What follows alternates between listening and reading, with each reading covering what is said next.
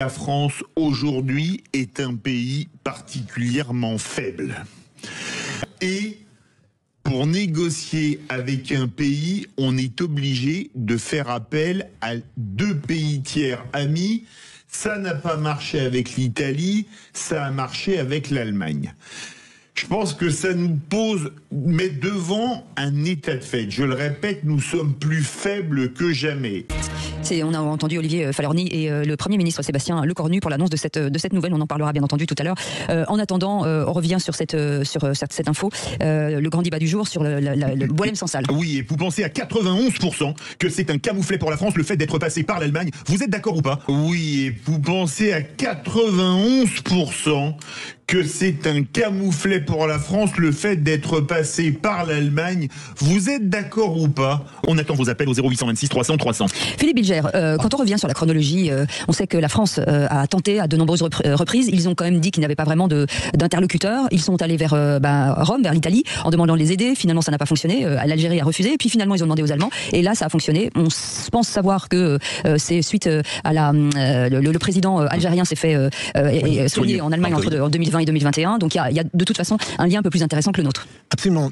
Pardon de le dire, ma chère Cécile, quand je vous écoute poser une question, en même temps que je réfléchis, je vous regarde et parfois je suis distrait par votre esthétique. Mais pour rester très sérieux, en fait clairement, c'est un camouflet pour la France dont on nous vantait la diplomatie. Elle a été totalement inefficace. J'ajoute que passer par l'Allemagne pour obtenir la libération d'un total innocent qui a été gracié pour les raisons que vous avez très bien exposées, eh bien, c'est plus qu'un camouflet pour la France et pour notre diplomatie. J'ajoute qu'on pourrait voir également dans cette libération tardive une sorte de mesquinerie à l'égard de Bruno Retailleau. On a attendu qu'il ne soit plus ministre alors qu'il a été utile par ses injonctions pour libérer enfin notre compatriote. Mais j'ai une pensée pour le second français qui, à ma connaissance, n'est pas encore libre. On va dire bonjour à notre invité, Noëlle Lenoir, qui est avec nous, ancienne ministre des Affaires étrangères européenne et présidente du comité de soutien de Boualem-Sansal. Madame la ministre, merci d'avoir accepté notre invitation. Juste avant de vous donner la parole, petit tour de table avec nos vraies voix du jour. Benoît. Alors évidemment, soulagement, vous allez me dire seul le résultat compte, mais pour aller évidemment dans le sens des deux Philippe, c'est sûr qu'on sent une humiliation absolue. C'est-à-dire que très concrètement, on a l'impression qu'il y avait le méchant qui était donc Bruno Retailleau, ça n'a pas fonctionné. Ensuite, il y avait le gentil Emmanuel Macron, ça n'a pas fonctionné non plus. Et en fait, on avait le sentiment, et je pense qu'on était nombreux à partager cette impression que en fait, quoi que la France fasse, en fait, ça n'allait jamais fonctionner. Et en fait, on a l'impression un peu désagréable qu'en fait l'Algérie continue à nous humilier. Parce qu'effectivement, il se félicitait de l'arrivée de monsieur Nunez qui tient un discours effectivement très gentil vis-à-vis de l'Algérie. Ouais. 2, on est obligé de passer par l'Allemagne pour récupérer un ressortissant. 3, ils acceptent toujours pas de récupérer les fameuses OQTF. Donc en fait, on a l'impression que l'humiliation continue, l'espèce de supplice algérien continue. Et je tiens à dire quand même qu'il faut féliciter comme le comité de soutien à Boualem-Sansal, notamment présidé par Arnaud Benedetti, qui est un ami de la station, et Noël Lenoir, effectivement, qui ont fait un travail formidable depuis plusieurs mois pour demander leur libération. Alors, je vais faire très court pour laisser la parole à Madame la ministre. Inutile de dire que c'est vrai que c'est un camouflet, que la France ne soit plus capable de parler avec un État et doivent passer par l'Allemagne, c'est terrible. Et puis alors, je vais faire un raccourci historique, double camouflet. Le lendemain du 11 novembre, compter sur l'Allemagne pour pacifier des relations avec une ex-colonie française, je dois dire que l'humiliation est totale. Madame la ministre, merci d'avoir accepté notre invitation. Est-ce que c'est une façon d'éviter de baisser la garde face aux Français en passant par l'Allemagne, ou c'est l'envie de faire un camouflet à la France ?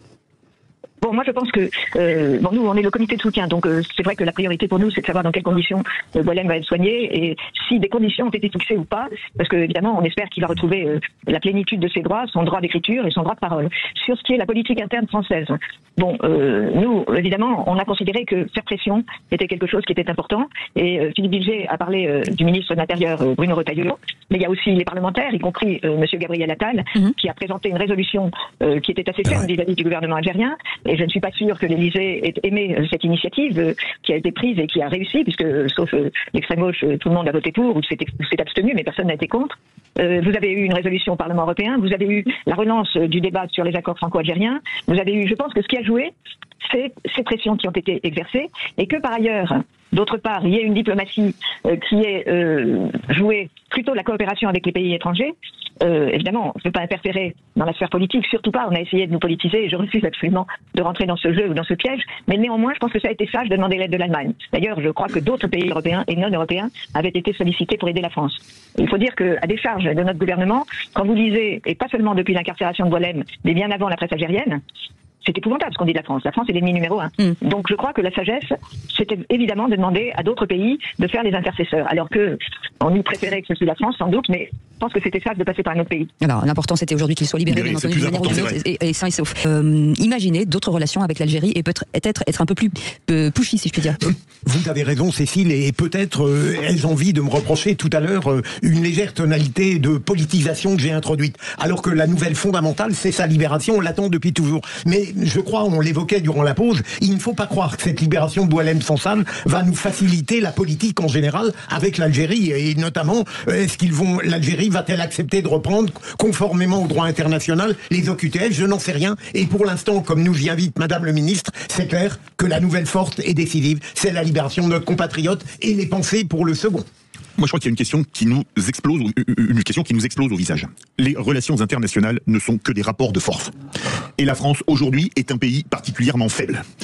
Je vous rappelle quand même que, contrairement à l'Allemagne et l'Italie, nous sommes membres permanents du Conseil de sécurité de l'ONU, que nous disposons d'une force de frappe nucléaire, ce que à peine 10 pays dans le monde ont, et pour négocier avec un pays, on est obligé de faire appel à 2 pays tiers amis. Ça n'a pas marché avec l'Italie, ça a marché avec l'Allemagne.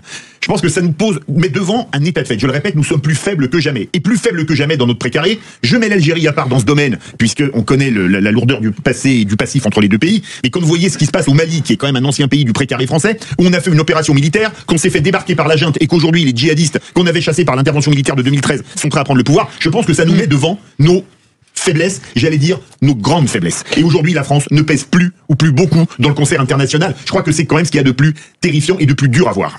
La France, aujourd'hui, est un pays particulièrement faible. Et pour négocier avec un pays, on est obligé de faire appel à 2 pays tiers amis. Ça n'a pas marché avec l'Italie, ça a marché avec l'Allemagne. Je pense que ça nous met devant un état de fait. Je le répète, nous sommes plus faibles que jamais.